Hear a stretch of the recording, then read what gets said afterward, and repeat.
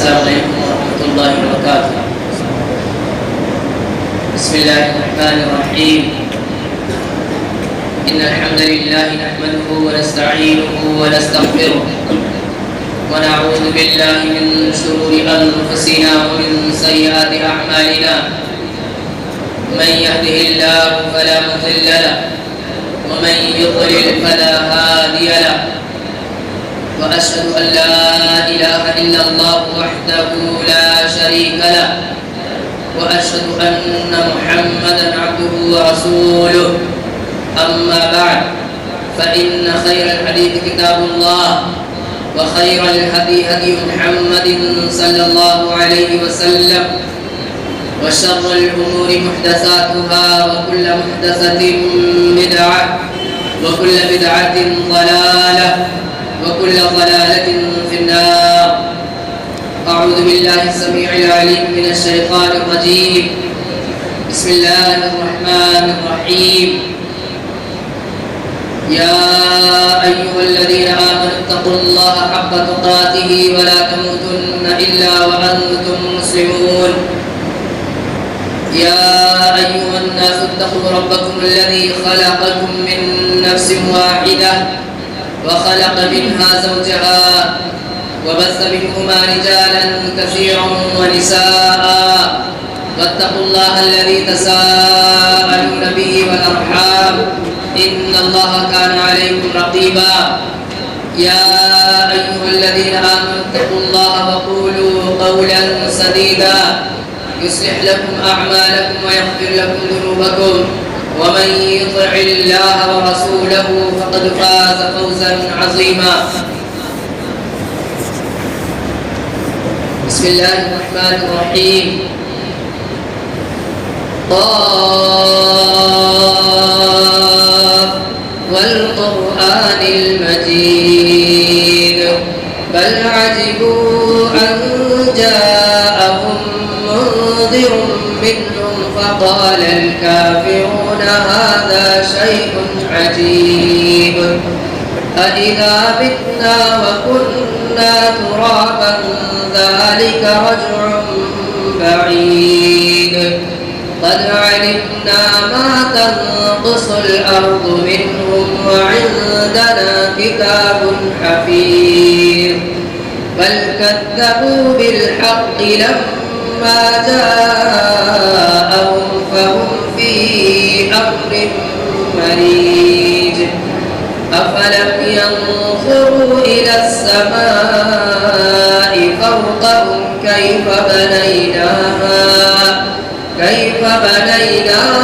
وزيناها وما لها من فروج والأرض مددناها وألقينا فيها رواسي وأنبتنا فيها من كل زوج بهيج تبصرة وذكرى لكل عبد منيب ونزلنا من السماء ماء مباركا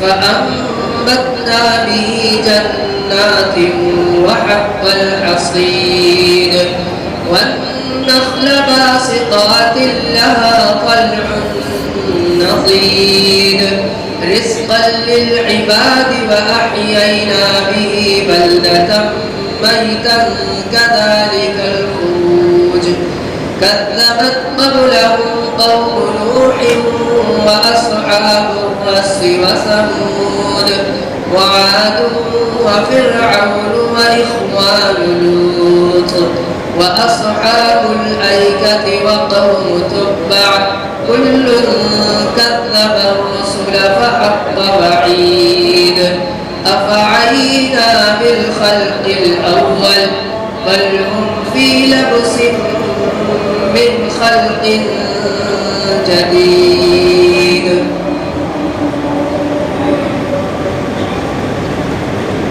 قال الله عز وجل في موضوع آخر ولا تقتلوا أنفسكم إن الله كان بكم رحيما.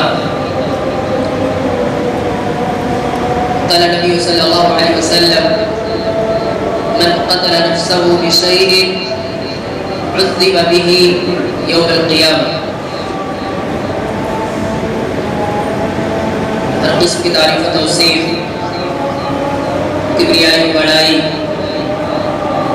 حمد و ثنا اس وحدہ لا شریک و زیبا ہے جس نے ہم سب کو پیدا کیا اور جس کی جانب سے بے شمار انگنت نعمتیں ہمیں اور آپ کو ملی ہیں اور ملتی رہتی ہیں. درود و سلام ہو تمام انبیاء کرام پر، خصوصاً نبی آخر الزمان، پیارے نبی، نبی رحمت، رحمت للعالمین، محمد رسول اللہ صلی اللہ علیہ وسلم. دینی ملی بھائیوں، بزرگوں، نوجوان ساتھیوں، عزیز بچوں اور اسلامی ماں بہنوں،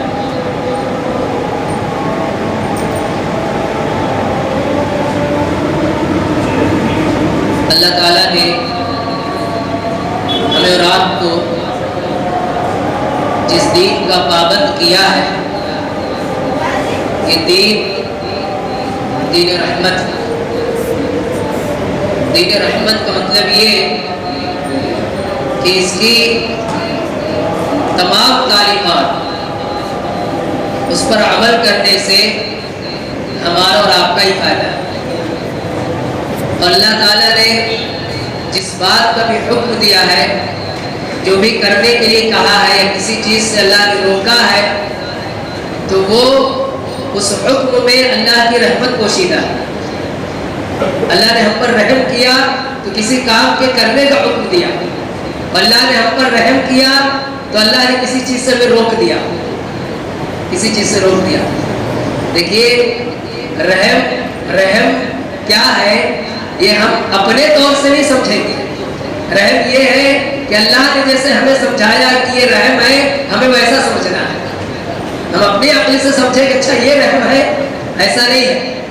اللہ نے کہا کہ یہ رحمت ہے، یہ دین رحمت ہے، تو ہمیں وہی ماننا ہے کہ اللہ تعالیٰ نے پورے دین کو دین رحمت کہا ہے، تو اس کا کوئی بھی گوشہ ایسا نہیں ہو سکتا کہ اس پر عمل کرنے سے ہمارا کوئی نقصان ہوتا ہو. یہ ہمارا عقیدہ بننا چاہیے. کوئی بھی گوشہ، ہاں کبھی ایسا ہوتا ہے کہ وقتی طور پہ کوئی چیز آدمی کی سمجھ میں نہ آئے اور آدمی سمجھ نہ پاتا ہو کہ یہ کیسے رحمت ہے، اس میں تو مشقت دکھ رہی ہے، اس میں تو پریشانی دکھ رہی ہے. تو ایک مثال سے سمجھانے کے لیے دیکھیے، ابھی ہم اور آپ اپنی روزمرہ کی زندگی سے بہت کچھ سیکھ سکتے ہیں، بہت کچھ سمجھ سکتے ہیں.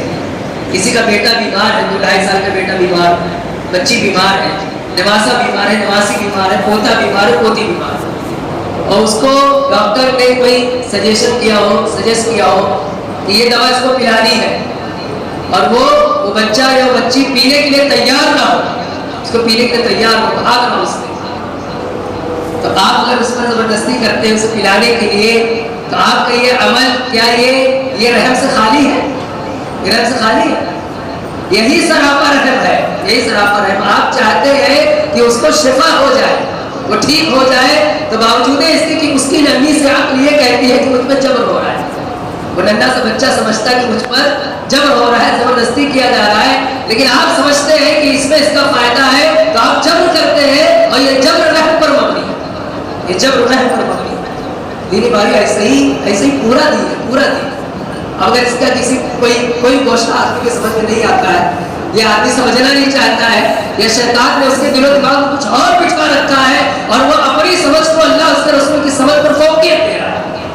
اپنی سمجھ کو وہ یہ سمجھتا ہے کہ نہیں میری سمجھ زیادہ اچھی ہے، میں جو سمجھ رہا ہوں یہی صحیح ہے. تو دیکھیں بھائیو، یہ بہت خطرناک بات ہے، یہ بہت خطرناک بات ہے. یہ الہاد ہے، ایک طرح کا الہاد کہ آپ کسی مسئلے میں بھی آپ یہ سمجھتے ہو کہ میں اللہ اور اس کے رسول سے بہتر سمجھ رہا ہوں. اب ایسے زبانی طور پہ تو کوئی نہیں کہتا، کوئی کیوں کہے گا، لیکن عملی طور پہ بہت ساری جگہوں پر یہ چیزیں دیکھنے میں آتی ہیں، نظر آتی ہے چیزیں کہ آدمی سمجھنے کے لیے تیار نہیں. کوئی عالم سمجھائے، بتائے کہ نہیں اس میں ہم انسانیت کا، ہمارا تمام انسانوں کا، پوری انسانیت کا اس میں خسارہ ہے، اس میں نقصان ہے، لیکن آدمی اپنا ذاتی مفاد ذاتی فائدہ دیکھ کر کے اس میں سختی کرتا ہے، اس کو چھوڑنے کے لیے تیار نہیں۔ دین بھائی ایسی دیکھیے اللہ کی طرف سے رحمت یہ ہے کہ اللہ تعالیٰ نے جو بھی زندگی بنائی ہے اس میں اتار چڑھاؤ آتا ہے، اس میں پریشانیاں آتی ہیں، خوشحالی بھی ہے، پریشانی بھی ہے۔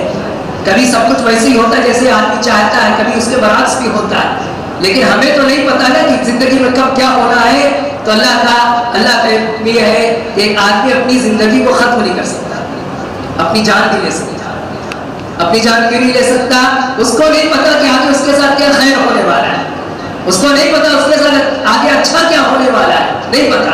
اللہ کو پتا ہے، اللہ کو پتا ہے، اللہ چاہتا ہے، اللہ آزمائشوں سے گزارتا ہے اور آدمی کو اس پہ صبر کے ساتھ استقامت کے ساتھ ٹھہرنا چاہیے، رکنا چاہیے اور انتظار کرنا چاہیے۔ اللہ تعالیٰ نے فرمایا ان مع العسر یسرا کہ پریشانیوں کے بعد آسانیاں آتی ہیں۔ یہ عقیدہ ایک مومن کا یہ عقیدہ ہے کہ پریشانیوں کے بعد آسانیاں آتی ہیں۔ اچھا دیکھیے بھائیوں، ہمارا مومن ہے، مسلمان ہے، پوری شریعت پر ہمارا ایمان ہے، پوری شریعت کو ہم مانتے ہیں، تو خودکشی کے حوالے سے کہیں بھی کوئی واقعہ سنیں، چاہے وہ جتنی بھی بڑی ظلم بھری داستان ہو، ہم اس کو سپورٹ نہیں کرنا چاہیے، سپورٹ نہیں کرنا چاہیے۔ ظلم کسی سے ہو رہا ہے تو ظالم یقیناً اللہ کی پکڑ سے بچ نہیں سکتا ہے، اس کی مذمت کرتے ہیں کہ اگر کوئی آدمی کسی کو ظلم کرتا ہے، لیکن مظلوم کے لیے یہ جائز اور درست نہیں کہ خود کو اپنی آپ کی جان لے لے، اپنے آپ کو ہلاک کرے۔ کتنا بڑا ظلم ہوتا تھا حضرت بلال رضی اللہ تعالیٰ عنہ پر۔ ایک مرتبہ عمر بن خطاب رضی اللہ تعالیٰ عنہ نے اپنے دور خلافت میں عمر بن خطاب رضی اللہ تعالیٰ عنہ نے ان کی پیٹھ پہ ہاتھ رکھا تو پیچھے گوشت باقی نہیں تھا، گوشت گل گیا تھا، کٹ کر کے گر گیا تھا۔ اتنی چلچلاتی دھوپ میں اتنی سختی کے ساتھ انہیں ستایا جاتا تھا، پریشان کیا جاتا تھا، اور پھر بھی اس پریشانی میں بھی انہوں نے صبر کا دامن تھامے رکھا، وہ سب کچھ برداشت کیا، دین کی خاطر برداشت کیا، کہیں خودکشی نہیں کی کہ جا کے اپنے آپ پیغام کر لو، اتنا مجھے ستاتے، اتنا پریشان کرتے۔ زندگی میں جو بھی پریشانیاں آئیں، کچھ تو پریشانیاں آزمائش کے طور پر ہوتی ہیں اور کچھ پریشانیاں ہمارے اور آپ کے اپنے کرتوت ہوتے ہیں، ہمارے اور آپ کے ایک دوسرے کے تئیں ظالمانہ رویے ہوتے ہیں، وہ چیزیں ہمیں پریشان کرتی ہیں۔ لیکن بہن کا خلاصہ یہ ہے کہ یہ جائز اور درست نہیں کہ کوئی خودکشی کر لے۔ اللہ کے نبی صلی اللہ علیہ وسلم نے فرمایا کہ ایک آدمی جس طریقے سے بھی اپنے آپ کو ہلاک کر لے گا، اپنے آپ کو مار ڈالے گا، قیامت کے دن وہ اسی حالت میں اسی سزا اور وہی حالت اختیار کیے ہوئے اپنے آپ کو سزا دیتا رہے گا۔ بہت ساری مثالیں اللہ کے نبی نے دی کہ ایک آدمی اپنے آپ کو اگر کسی بلندی سے ڈھکیل کر کے مار لیتا، کسی پہاڑ سے گرا کر کے، اب چاہے پہاڑ ہو، بلڈنگ ہو، کوئی ٹاور ہو، کہیں سے بھی آدمی اپنے آپ کو گرا کے مارتا ہے تو اسے یہی سزا ہے کہ وہ اپنے آپ کو بار بار گرائے گا اس سے، اور گرنے کے بعد جو چوٹ لگتی ہے، جو درد ہوتا ہے، اسی درد سے اس کو بار بار گزرنا ہوگا۔ ایک آدمی اگر زہر پی کر کے اپنے آپ کو مار لیتا ہے تو زہر کے نتیجے میں جو درد اور جو اذیت ہوتی ہے اس سے اس کو بار بار اسی سے دوچار کیا جائے گا۔ ایک آدمی اگر اپنا ہاتھ کاٹ لے، اپنا گلا کاٹ لے کسی دھاردار چیز سے تو اس کو بار بار یہی سزا دی جائے گی، نجات پانے۔ دیکھیے اچھا یہ بات کوئی بھی عقل مند بڑی آسانی سے سمجھ سکتا ہے اگر اس کے پاس عقل ہے، عقل پہ پردہ نہیں پڑا کہ دنیا کی 60-70 سالہ زندگی، اس میں بڑی سی بڑی کوئی مصیبت ہو، بڑی سی بڑی کوئی پریشانی ہو، کسی بھی طرح کی کوئی اذیت و تکلیف ہو، اس سے چھٹکارا حاصل کرنے کے لیے آدمی سوسائڈ کرے تو چھٹکارا ملتا کہاں ہے؟ چھٹکارا نہیں ہے۔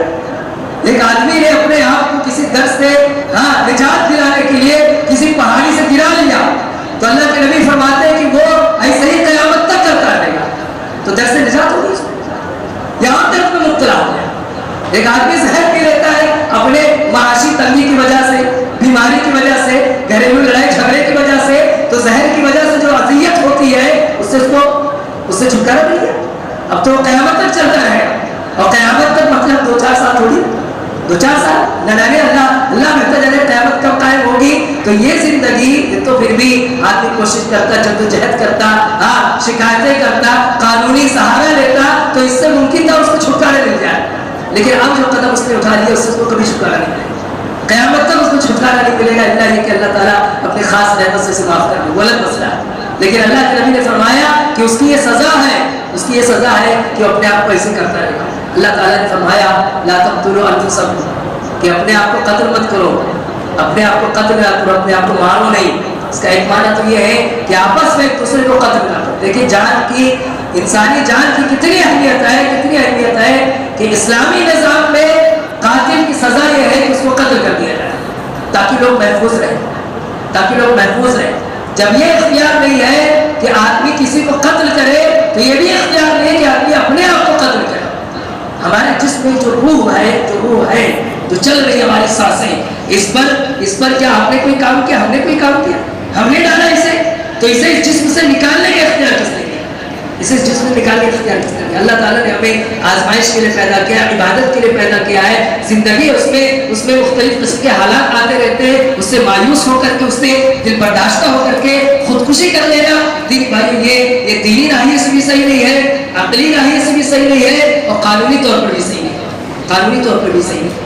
آپ پتہ لگا وکیلوں سے ایسے لوگ جو مرنے کی کوشش کرتے ہیں, نہیں مر پاتے ہیں, تو ان پر ان کے خلاف مقدمہ درج کیا جاتا ہے, ان کے خلاف مقدمہ درج کیا جاتا ہے کہ اس نے اپنے آپ کو مارنے کی کوشش کی. ہاں اگر اس کو کسی نے ورگلایا ہو, کسی نے مجبور کیا ہو تو بات الگ ہے, لیکن وہ خود ہی اپنے آپ کو مارنا چاہتا ہے تو اس پر اس کی سرزنش کی جاتی ہے, اسے سمجھایا جاتا ہے.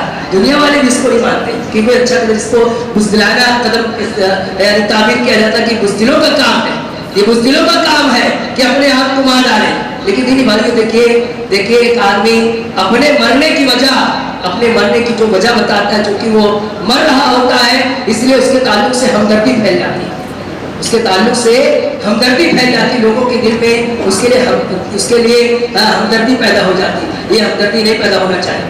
اس پہ جو ظلم ہوا اس کے خلاف یقیناً آواز اٹھائے, اس کو جس نے مجبور کیا اس کے خلاف یقیناً آواز اٹھائے, اس کا حق ہے. اور وہ تو مر چکا ہے, زندہ کے خلاف بھی اگر کوئی ظلم کرتا ہے تو اس کے خلاف بھی آواز اٹھانا چاہیے.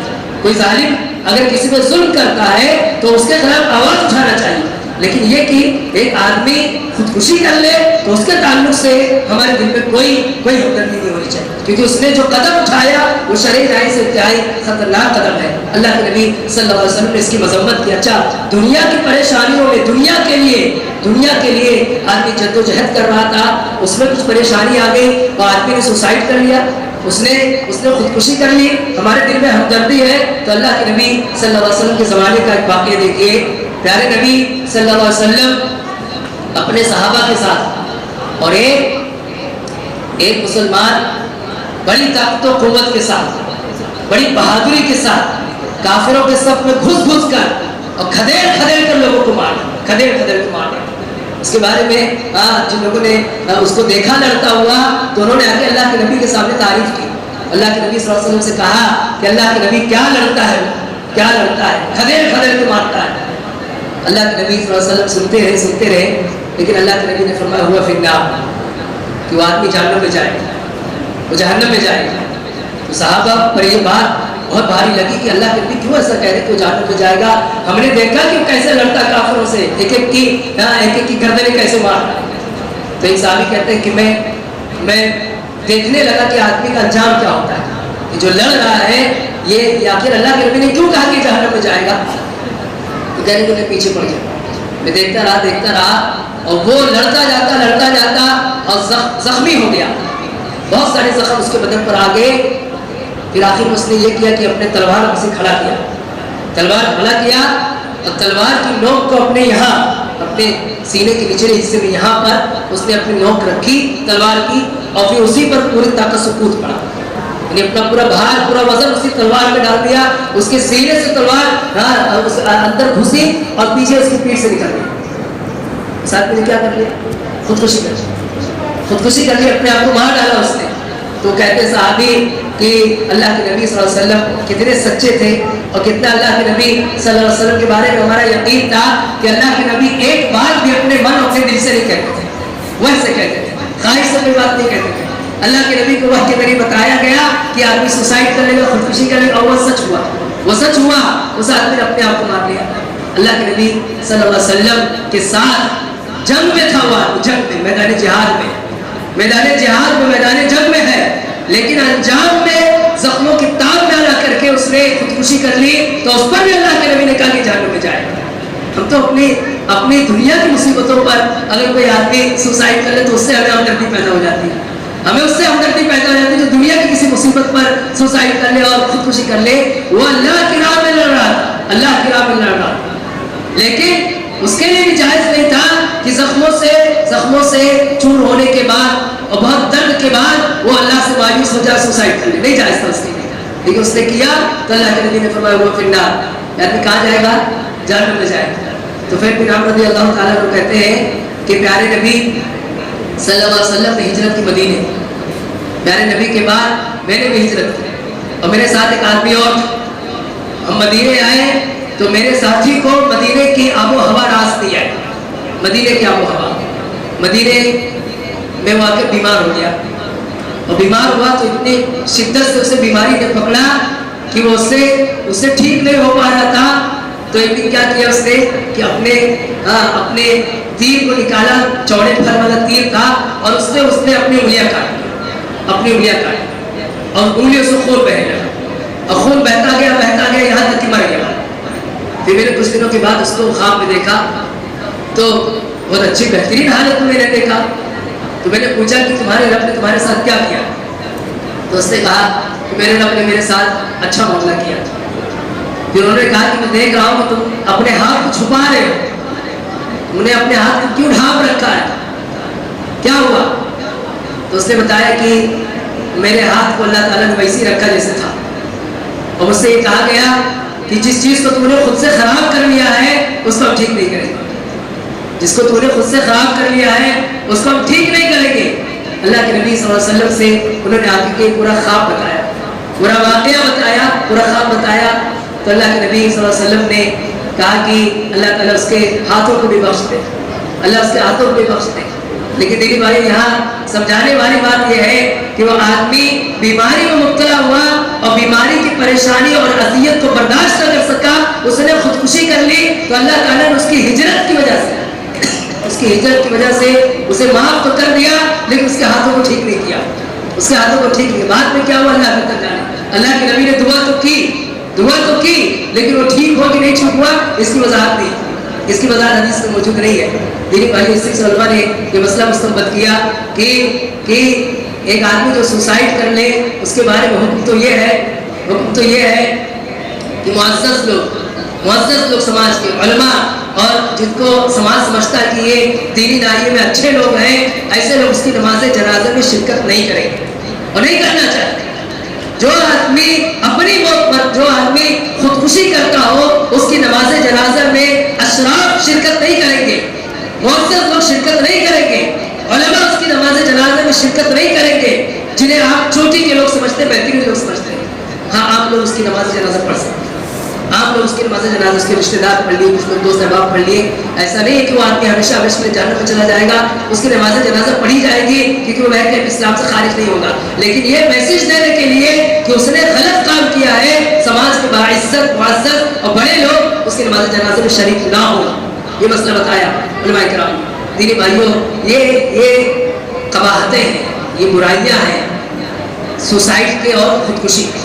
اب آئیے اس کے اسباب پر غور کریں کہ اس کے اسباب کے ریزن کیا ہے، اس کی وجوہات کیا ہے، کس وجہ سے آدمی اس حد تک پہنچ جاتا ہے۔ تو اس میں علماء نے پہلی چیز ذکر کی کہ مقصد حیات کو نہ سمجھنا، زندگی کا مقصد نہ سمجھنا۔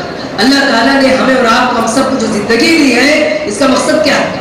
اس کا ایک مقصد ہے اور مقصد یہ ہے کہ ہم اپنی پوری زندگی اس تگودو اس جد و جہد میں گزار دیں کہ ہمارا رب ہم سے راضی ہو جائے، ہمارا اللہ ہم سے راضی ہو جائے، اور مرنے کے بعد اللہ تعالیٰ ہمیں جہنم سے بچا لے، جنت میں ہمیں داخلہ مل جائے۔ یہ مقصد زندگی ہے۔ اب اس مقصد کو حاصل کرنے میں لگے رہو، دنیا میں چاہے جتنی اذیتیں پریشانیاں آئیں سب جھیل جاؤ۔ آپ کو یاد ہے وہ واقعہ کہ اللہ کے نبی صلی اللہ علیہ وسلم کے پاس ایک عورت آئی اور اس نے کہا پیارے نبی مجھے مرگی کا دورہ پڑتا ہے، مرگی ایک خطرناک بیماری، بڑی تکلیف ہوتی ہے اور اتنی شدت سے یہ دورہ پڑتا ہے کہ میں اپنے پیر گھسڑتے رہتی ہوں، میرے تن سے میرے بدن سے کپڑا اتر جاتا ہے، تو اللہ کے نبی آپ میرے لیے دعا کر دو کہ میں ٹھیک ہو جاؤں۔ تو اللہ کے نبی نے کہا بہن تیرے سامنے دو آپشن، یا میں تیرے لیے دعا کروں اللہ تجھے شفا دے دے ٹھیک ہو جائے، اور یا یہ کہ تو یہ پسند کرتی ہے کہ تو اس بیماری پہ صبر کرتی رہے، صبر करती रहे और अल्लाह ताला तुझे जन्नत दे। चालाक औरत थी, होशियार औरत थी, उसने सोचा कि मैं सब नहीं कर लूँ, आखिर जन्नत ही तो असल है, असल तो जन्नत है, तो दुनिया की जिंदगी जो भी 2-4 साल गुजर ही जाएगी, जैसे ऐसे गुजर रहे वैसे भी गुजर जाएगी। तो उसने कहा अल्लाह के नबी मैं राजी हूँ, मेरे लिए शिफा याबी की आप दुआ ना करें, मैं जन्नत पालूँ, ये मेरे लिए कामयाबी है। अलबत्ता इतनी दुआ कर लें कि इस बीमारी में जो शिद्दत आती है और उसकी वजह से जो तन से कपड़े उतर जाते हैं, मैं बरहना हो जाती हूँ, अल्लाह के नबी ये दुआ करें कि ये चीज़ खत्म हो जाए, ये चीज़ खत्म हो जाए। तो दीप भाई क्या मालूम चला, क्या पता चला? पता ये चला कि दुनिया की मुसीबतों में सब्र करना चाहिए, दुनिया की अज़ियतों तकलीफों में सब्र करना चाहिए, और यही सब्र हमें और आपको जन्नत तक ले जाएगा। ऐसा नहीं है कि आप दुआ नहीं कर सकते, इलाज नहीं कर सकते, मुसीबतों से निकलने की कोशिश नहीं कर सकते, वो सब कुछ करते हुए, सारी चीजें करते हुए, बीमार है तो इलाज करते हुए, तंगदस्त है तो माली फरावानी की जद्दोजहद करते हुए, कोई किसी दूसरी परेशानी में है तो उससे निकलने के लिए तवज्जो करते हुए, अल्लाह से दुआएं करते हुए सब्र का दामन थामे। ये जिंदगी का मकसद होना चाहिए। पहली चीज कि हमारी जिंदगी का मकसद वाज़ेह, हमारे नौजवानों के सामने मकसद जिंदगी वाज़ेह कि ये जिंदगी हमें इसलिए मिली है हम अल्लाह की इबादत करें, अल्लाह को खुश करें और आखिरत में जन्नत में पहुंचे, इसलिए जिंदगी मिली। अब इसको किसी दूसरी वजह से खराब ना करें, इस मकसद में किसी दूसरी चीज को शामिल ना होने दें। पहली चीज। दूसरी चीज जो उलमा ने जिक्र की वही है मेरे भाइयों कि मकसद जिंदगी लोगों के सामने क्लियर है, वाज़ेह है, लेकिन जिंदगी के मुख्तलिफ हालात में जो मुख्तलिफ परेशानियां आती हैं, इसमें आदमी को शैतान कमजोर करता है। उसे जरूरत रहती है कि वो उलमा के रास्ते में रहे, सुलहा के रास्ते में रहे, जानकार दीन के इल्म रखने वालों के रास्ते में रहे, ताकि उसको वक्त पर तसल्ली मिल सके, वक्त पर उसकी ढाढ़स बधाई जा सके, वक्त पर उसे अल्लाह उसके रसूल का हवाला दे करके उसके अंदर एक ईमानी कैफियत को मजबूत किया जा सके। अल्लाह ताला ने फरमाया हम तुम्हें आजमाएंगे खौफ में मुब्तला करके, भूख में तुम्हें मुब्तला करके, तुम्हें तुम्हारा माल कम करके, तुम्हें तुम्हारे करीबी में से किसी की जान ले करके, ये सारी चीजें, सारे हालात आएंगे और ये बतौर आजमाइश होगी। आखिर में अल्लाह ने फरमाया मुबश्शिर साबिरीन, अल्लाह ताला ने फरमाया कि खुशखबरी सुनाओ सब्र करने वालों के लिए, खुशखबरी सुनाओ अल्लज़ीना इज़ा असाबतहुम मुसीबा क़ालू इन्ना लिल्लाहि व इन्ना इलैहि राजिऊन, कि उन पर जब भी मुसीबत आती है, जब भी मुसीबत, अच्छा मुसीबत की यहाँ मुसीबत को वाज़ेह नहीं किया गया कौन सी मुसीबत है, किसी भी तरह की मुसीबत, कोई भी मुसीबत, अब आदमी जिसको भी मुसीबत समझे, किसी भी तरह की मुसीबत आती है तो क्या कहते हैं इन्ना लिल्लाहि व इन्ना इलैहि राजिऊन, कि हम तो सरापा अल्लाह के लिए है, अल्लाह की तरफ पलट कर जाना है। इसमें गम कैसा, इसमें टेंशन कैसा, इसमें डिप्रेशन में जाने की क्या जरूरत है? हमारी तो पूरी जिंदगी अल्लाह की है, पूरी जिंदगी अल्लाह की। अब जो फेस कर रहे सब्र के साथ, इस्तिकामत के साथ, अल्लाह से दुआएं मांगते रहे, सहूलतें मांगते रहे, आसानियां मांगते रहे, लेकिन फेस करें, उसे भागे ना, सब्र करें, वहाँ डटे रहे। तो अल्लाह ताला ने फरमाया जो लोग ऐसी जिंदगी गुजारते हैं उलाइका अलैहिम सलावातु मिर रब्बिहिम व रहमा व उलाइका हुमुल मुहतदून। तीन बातें बताई। पहली चीज फिर ऐसे लोगों पर अल्लाह की नवाजिशें होने लगती है, अल्लाह की अता करता है, अल्लाह सब देता है। दूसरी चीज अल्लाह की रहमतें नाज़िल होती है ऐसे लोगों पर जो ये इस तरह से जिंदगी गुजारते हैं, और यही लोग हैं जो हिदायत पर बाकी रहते हैं, यही लोग हैं जो हिदायत वाले हैं, जो जिंदगी के मुख्तलिफ हालात में, अलगते पलटते हालात में, नफा नुकसान में, किसी भी तरह की परेशानी में उसको झेलते हैं, अपने रब की बनाई हुई तकदीर पर राजी रहते हैं कि अल्लाह ने तकदीर बनाई है, हम इस पर राजी हैं, हम इस पर राजी हैं, अल्लाह से मांगना है तो अल्लाह से मांगते रहते हैं। दिल भाई दूसरी चीज़ जो उलमा ने जिक्र की, और तीसरी चीज़ जो सुसाइड या खुदकुशी के असबाब में से है वो ये है कि एक आदमी डिप्रेशन में चला जाए, मायूसी में चला जाए, और इतना ज़्यादा लोगों से अलग हो जाए कि फिर उसके टच में कोई ना रहे, आदमी तन्हा हो जाए।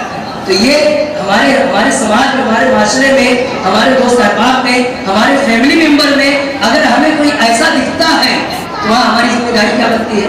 वहाँ हमारी जिम्मेदारी बनती है कि उससे उसके अहवाल पूछें, उसकी खैरियत पूछें, उसे समझाएं, उसकी परेशानी को समझे, उसका बरवक्त इलाज करें, वरना होगा क्या, शैतान उसे उछल लेगा। अच्छा दीदी भाई, इसमें फिर उलमा ने दो किस्म की। पहले किस्म ये कि आदमी हुस्न और मलाल और गम में मुब्तला हो ایسی چیز کو لے کر کے جو اس کی زندگی میں اس کا سبب وہ خود ہو، اس کا سبب وہ خود ہو، تو اسے سمجھایا جائے کہ اس کا علاج کرو، اس کا علاج کرو، ورنہ کسی دن تم بہت بڑے خسارے میں پڑو گے۔ اس کا سبب وہ کیسے بن سکتا ہے؟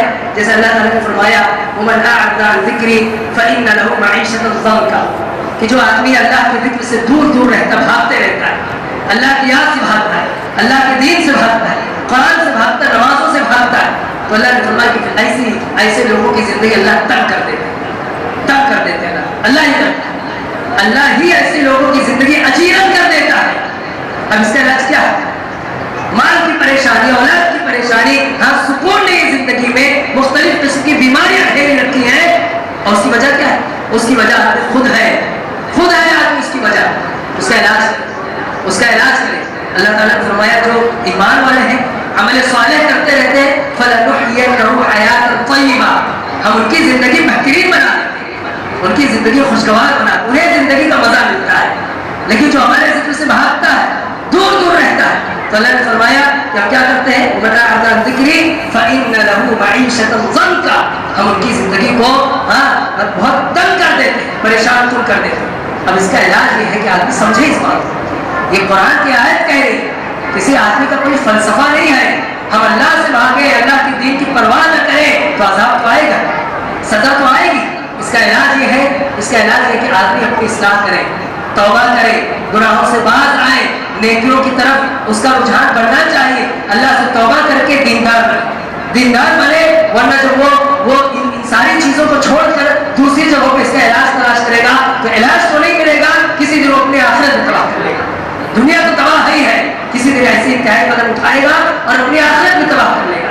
دین بھائی ایک شکل یہ دکھ رہی ہے، اور دوسری شکل جو انتہائی خطرناک ہے وہ یہ کہ کسی کی زندگی کا مزہ یا کسی کی زندگی کی تکلیف کا سبب دوسرے لوگ بنتے ہیں، دوسرے لوگ بنتے ہیں، تو دوسرے لوگوں کے لیے حد چوتالی، اس آدمی کو تو یہ سمجھایا جائے گا کہ تم صبر کرو، اللہ سے دعا کرو، لیکن دوسرے لوگوں جن کی وجہ سے ان کی زندگی برباد ہے، ایسے لوگوں کے لیے بڑا خطرناک وہ یہ لمحہ فکریہ ہے کہ ہماری وجہ سے کسی کی زندگی برباد، ہماری وجہ سے۔ اچھا کون ہوتی ہے زندگی برباد کرنے والے؟ یہ ہمارے قریب ترین لوگ ہوتے ہیں، ہمارے قریب ترین لوگ ہوتے ہیں۔ بسا اوقات ایک ہی فیملی، ایک ہی چھت کے نیچے رہنے والے ایک آدمی دوسرے آدمی کی زندگی خراب کیے رہتا ہے۔ شوہر نے بیوی کی زندگی برباد کر رکھی، بیوی نے شوہر کی زندگی برباد کر رکھی، بچوں نے ماں باپ کی زندگی برباد کر رکھی، اور ماں باپ نے بچوں کی زندگی برباد کر رکھی۔ یہ کیا ہے خطرناک؟ ایسے میں کوئی سوسائڈ کرتا ہے، کوئی خودکشی کرتا ہے، اس کو جواز تو نہیں ملتا، اس کو تو وہی سزا ہے جو اللہ نے بتایا، رسول اللہ نے بتایا، لیکن ایسے میں وہ لوگ بھی گنہگار ہوں گے جو لوگ اس کا سبب بنے ہیں، جو لوگ اس کی وجہ بنے ہیں۔ اللہ تعالیٰ نے فرمایا انما النجوى من الشیطان لیحزن الذین آمنوا، کہ جو یہ کانا پھوسی کرتے ہیں نا لوگ، کانا پھوسی کرتا، یہ دو لوگ چھپ کے بات کرنا، نجوہ جس کو بولتے ہیں، سرگوشی، تو دو لوگ بات کرنے لگے تو تیسرا آدمی وہاں تھوڑا ڈسٹرب ہو جاتا ہے کہ کیا بات کر رہے ہیں۔ اللہ نے فرمایا کہ یہ شیطان کی طرف سے، شیطان کی طرف سے، اور ہے کیوں ہے ایسا؟ شیطان ایسا کرواتا کیوں ہے؟ لیحزن الذین آمنوا، تاکہ ایمان والوں کو، مومنوں کو حزن میں، غم میں مبتلا کرے، غم میں مبتلا کرے۔ دینی بھائی اگر کسی بات کا غم ہے تو اس کا ایک علاج سنیے کہ اللہ کے نبی صلی اللہ علیہ وسلم کی بڑی پیاری دعا یاد کر لیں۔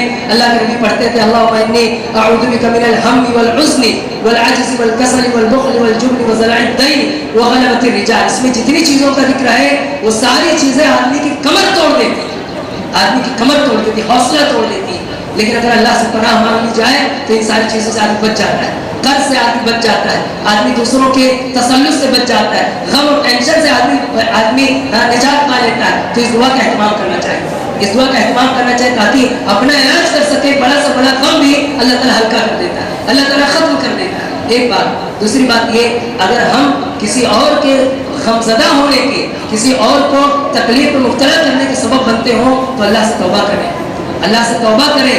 ہماری وجہ سے اگر کسی نے کوئی انتہائی قدم اٹھایا تو اس کو تو جو سزا وہ ہے ہی ہے، کیونکہ اسے حکم تھا صبر کا، اسے حکم تھا استقامت کا، اسے حکم تھا اللہ سے دعائیں کرنے کا، لیکن اس نے سوسائڈ و خودکشی کر لی۔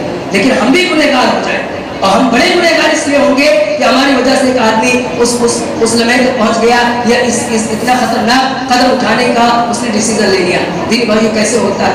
یہ کیسے ہوتا ہے کہ ایک آدمی لالچ کا شکار ہے، लालच का शिकार है, तो अपने घरों में ही एक दूसरे को तकलीफ देता है, अपने घर में एक दूसरे को तकलीफ देता है। यहाँ पे माजरत के साथ कहूँगा खास तौर पर अपनी माँ और बहनों से, अपनी माँ और बहनों से कि अपने दिल में रहम पैदा करो, अपने दिल में रहम पैदा करो। रहम यह है कि तुम्हारी वजह से हर फर्द खुश रहे, कोई गमगीन ना रहे।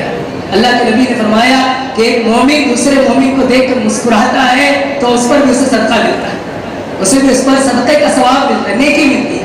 अगर आपको देखकर, हमें देखकर कोई गमज़दा हो जाता हो, कोई टेंशन में आ जाता हो, तो हमें अपनी इस्लाह करने की ज़रूरत है कि हमारी बातों से, अल्लाह के नबी ने फरमाया कि एक आदमी एक बात कहता है, ऐसे कहता है, ऐसे नॉर्मल समझ के कहता है, कोई बात कह देता है, हालांकि वो बात इतनी खतरनाक होती है कि उसकी वजह से वो जहन्नम की इतनी गहराई में जाएगा कि उस गहराई तक पहुंचते पहुंचते 70 साल लग जाएगा, उस जहन्नम की गहराई पहुंचते पहुंचते। हम जो जुमले अपनी ज़बान से निकालते हैं, कोई बात कहते हैं, किसी को ताना दे देते हैं, किसी को कोई बात सुना देते हैं, उससे कोई गमगीन हो जाए, कोई डिप्रेशन में चले जाए, बड़ी खतरनाक बात है। दीदी भाई देखिए, इस हवाले से, खुदकुशी के हवाले से बहुत सारी बातें वरासत के ताल्लुक से भी आई, बहुत सारी बातें जहेज के ताल्लुक से भी आई।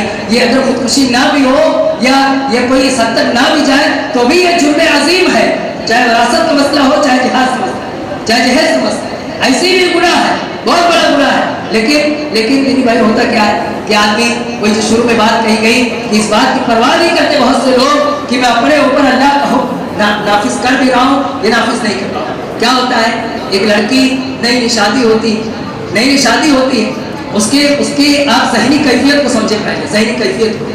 वो बच्ची जो अपने बाप की लाडली, अपनी माँ की लाडली, अपने बहन भाई की प्यारी, वो अपने शोहर के खातिर वो अपने माँ को छोड़ती, अपने बाप को छोड़ती, अपने बहन भाइयों को छोड़ती, अपना घर बार छोड़ती, अपना पूरा बचपन छोड़ती है और वो एक नई जगह पर आती है, अपने शोहर के साथ रहने के, जिंदगी के एक शुरुआत करने की। वो लम्हात होते हैं जो खुशी का मौका होता है। लेकिन होता क्या है, दूसरे दिन तीसरे दिन इस मसले में मर्दों से ज्यादा औरतें जिम्मेदार। दूसरे या तीसरे दिन ये बाई करे कि उसी रात में उस औरत को, उस लड़की को, उस नई नवीली दुल्हन को किस तरह से टॉर्चर किया जाता है, किस तरह से अज़ियतें की जाती हैं। हमारी माएँ और बहनें उसका सामान जहेज चेक करती हैं, पेटियाँ खोली जाती हैं, उसमें एक सामान की ब्रांड बर्बाद की जाती है। कुकर किस ब्रांड का है, मिक्सर किस ब्रांड का है, फ्रिज किस ब्रांड का है, और उसकी वजह से उस दुल्हन को, जिसकी जिंदगी की अभी इब्तिदा हो रही थी, उसे गमज़दा किया जाता है, उसे गमगीन किया जाता है। और जहाँ जहालत ने जान पकड़ रखी है, वहाँ जहेज में ताने दिए जाते हैं, आए दिन उस पर बातें की जाती, जुमले कसे जाते हैं, उसे फकीर और न जाने कैसे लक़ाब से आते हैं। क्या करें? एक मोमिना लड़की को आप गमज़दा कर रहे हैं, कितनी बड़ी गुनाह की बात। अल्लाह न करे वो लड़की डिप्रेशन में चली जाए, वो लड़की गमज़दा हो जाए, उसके माँ बाप की इतनी ताकत मुसात नहीं कि वो कुछ और नया दे सके, और वो उसी वजह से कोई इंतहाई कदम उठा ले, उसी वजह से कोई गलत कदम उठा ले। कौन जिम्मेदार होगा इसका?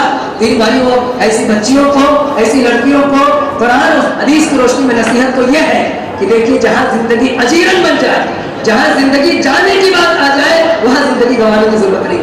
वहाँ ऐसे लालची किस्म के लोगों के लिए जिंदगी गंवाने की जरूरत नहीं है।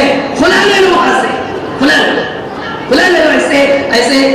ऐसे शदीद किस्म के दिल रखने वाले, ऐसे लालची और हरीस लोग खुला ले लो वहाँ से। जहाँ सास या ससुर या शौहर कोई भी जहेज की वजह से, माल की लालच की वजह से, उनके दिलों में शैतान ने लालच की जो अंजर पैदा कर दिए हैं, उनकी वजह से जिनके दिलों में इतनी खवासत बैठ गई है, वो ये समझने को तैयार नहीं कि एक मोमिना औरत है, ये एक मोमिना है, ये ईमान वाली बहन है, और उसको माल के लिए जलील करते हैं, माल के लिए उस वक्त एक बड़ी खतरनाक बात।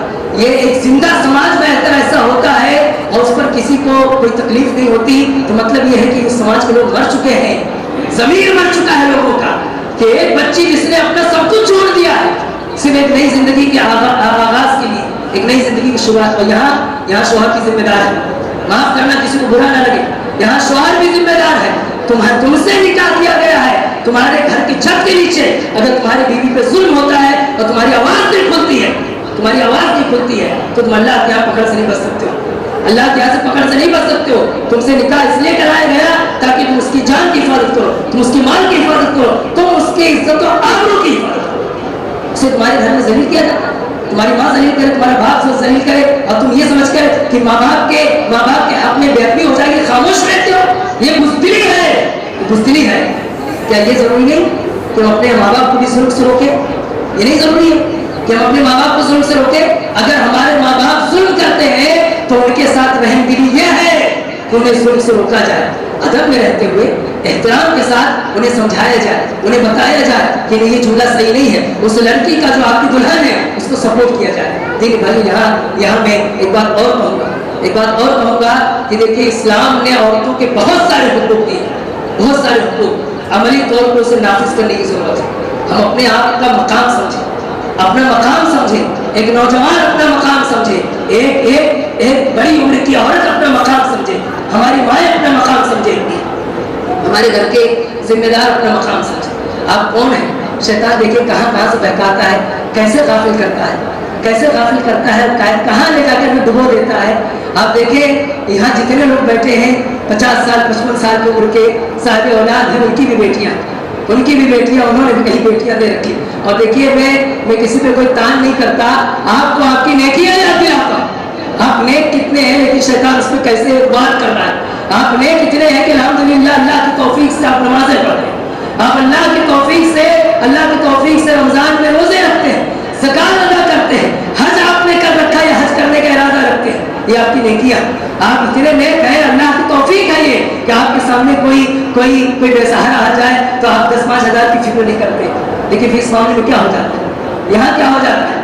यहाँ शैतान ने आपको लालच के ऐसे फंदे में फंसा रखा है कि यहाँ पर आपको जहेज लेने में कोई आग नहीं आती, कोई शर्म नहीं आती, वरासत हड़प कर जाने में कोई शर्म नहीं आती। क्यों नहीं शर्म आती? इसलिए कि आपने कभी गौर नहीं किया। आपकी नेकियां हैं, बहुत सारी नेकियां हैं, लेकिन शैतान चाहता है कि जब क़यामत के दिन पहुंचो अल्लाह के सामने लेकर के, तो वही वाली हदीस जो अल्लाह के नबी ने फरमाया कि नेकियों का पहाड़ रहेगा, लेकिन एक आदमी आके कहेगा इसने मुझे गाली दी थी इसलिए उसकी नेकियां ले जाए, एक आदमी आके कहेगा इसने मुझे सताया था इसलिए उसकी नेकियां ले जाएगा। दीन भाई अपनी नेकियों की हिफाजत करो, अपनी नेकियों की हिफाजत करो। मैं अपने माँ बहनों से अपील करता हूँ, खास तौर पर अपनी माँ बहनों से अपील करता हूँ कि देखिए ये मसला औरतों से जुड़ा हुआ है और औरतों के ताउन के बगैर, औरतों के इसमें मुताबिक हुए बगैर ये चीज़ खत्म नहीं हो सकती।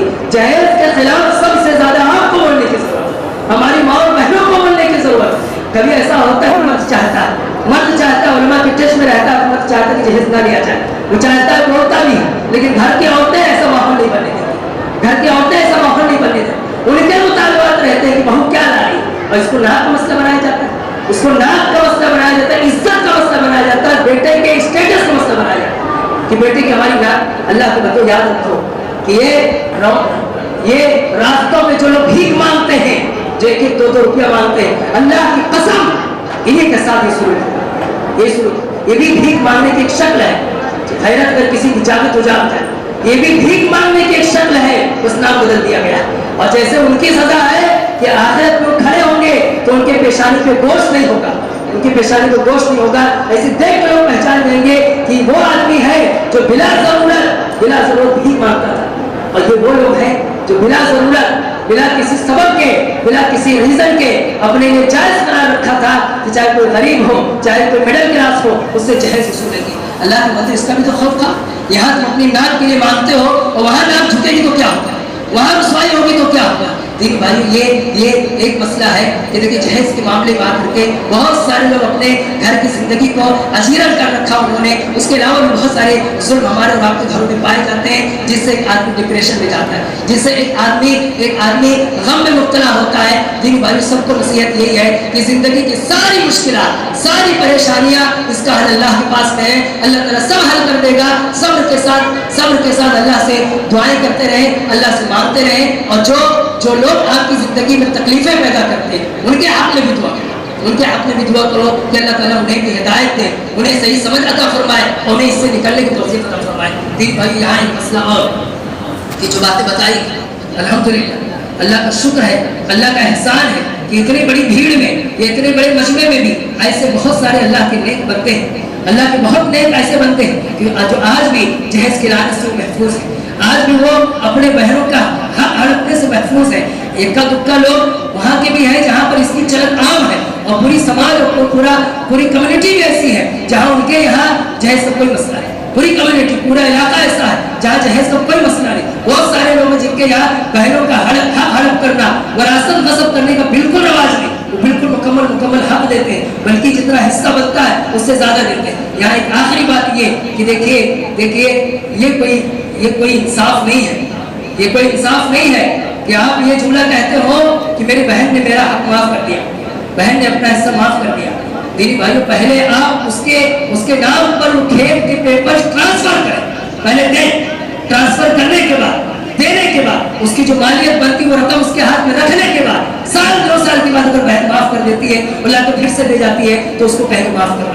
वरना ज़हनी तौर पर हमारी बहनें इतने दबाव में होती हैं, इतने प्रेशर में होती हैं कि वो कैसे कहें। उन्हें डर होता है कि अगर ज़बान से कहें तो कहीं ऐसा ना हो कि भाई दे भी ना और आना जाना भी बंद हो जाए, महंगा भी खत्म हो जाए, आना जाना भी बंद हो जाए। इस बात का खौफ होता है, इस बात का डर होता है। आप दे दें, आप खुशी के साथ दे दें, सारी जो भी उनका हक बनता पूरा दे दें, और साल 2 साल बाद बहन आती है कि नहीं भाई आप रख लो, आप खुशी से रखें, आप खुशी से रख लें, लेकिन पहले दे दें, पहले उसको दें।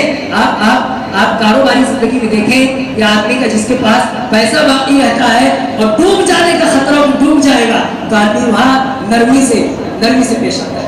जिससे लड़ाई कर लूंगा तो मेरा पैसा डूब जाएगा, इससे झगड़ा कर लूंगा तो मेरा पेमेंट नहीं मिलेगा, वहाँ आदमी नरमी से पेश आता है। यही हमारे घरों में हो रहा है, यही हमारे घरों में हो रहा है। हमारी बहनें डर में और खौफ में है कि अगर भाइयों से हिस्सा मांग लिया जाए तो कहीं ऐसा ना हो कि फिर हमें हमारा मायका भी छोड़ना पड़े। एक आखिरी बात बहनों को नसीहत करता हूँ कि देखिए ये जायदाद में जो हिस्सा है, ये अल्लाह ताला ने इसे क़िवाम कहा है। क़िवाम मतलब क्या कि इसके जरिए जिंदगी चलती है, जिंदगी।